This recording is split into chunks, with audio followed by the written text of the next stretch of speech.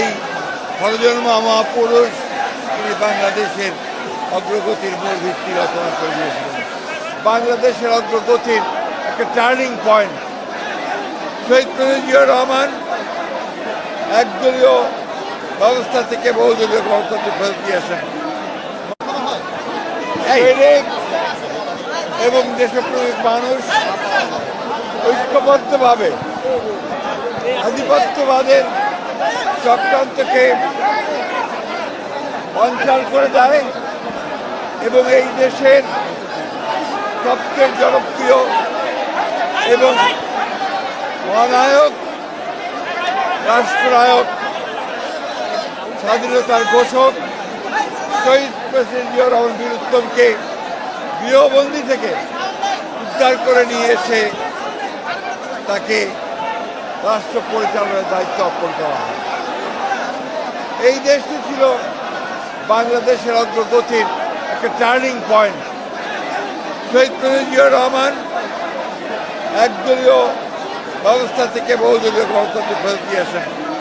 Multi party democracy তিনি চর্চা করেন। তিনি সংবাদপত্রের স্বাধীনতা দেন, বিচার বিভাগের স্বাধীনতাকে নিশ্চিত করেন এবং জনগণের গণতান্ত্রিক যে অধিকার সেই অধিকারকে তিনি নিশ্চিত করতেন।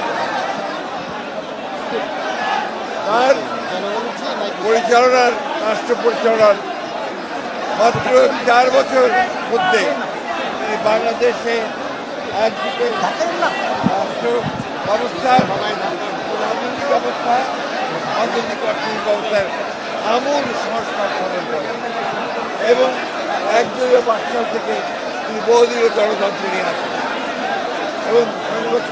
এবং সংবাদপত্রের স্বাধীনতাকে তিনি নিশ্চিত করেন।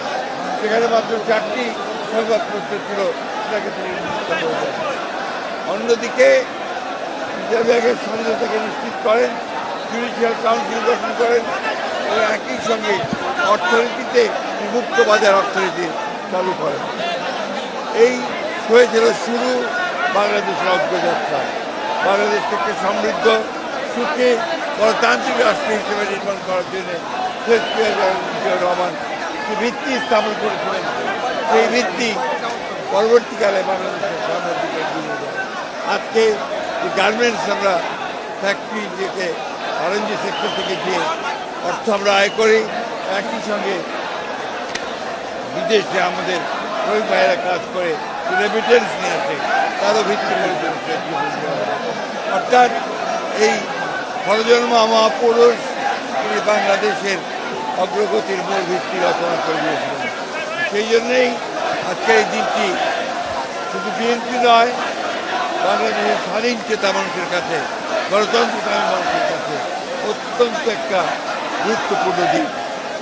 আজকে যখন বাংলাদেশে বিভিন্ন রকম এই গণঅভ্যুত্থানের পরে যখন বিভিন্ন রকমভাবে একটা প্রচেষ্টা চক্রান্ত চলছে এই গণতন্ত্রকে আবার ধ্বংস করার জন্য, সেই মুহূর্তে এই 7ই নভেম্বর বিপ্লব সংহতি দিবস আমাদেরকে সেই পথেই যেতে উৎসাহিত করে, যে পথে সত্যিকার অর্থে আমরা বাংলাদেশে গণতান্ত্রিক রাষ্ট্র নির্মাণ করতে পারবো, একটা সমৃদ্ধ রাষ্ট্র নির্মাণ করতে পারবো, জনগণের ভোটের অধিকারকে নিশ্চিত করতে পারবো, বিচারের অধিকারকে নিশ্চিত করতে পারবো।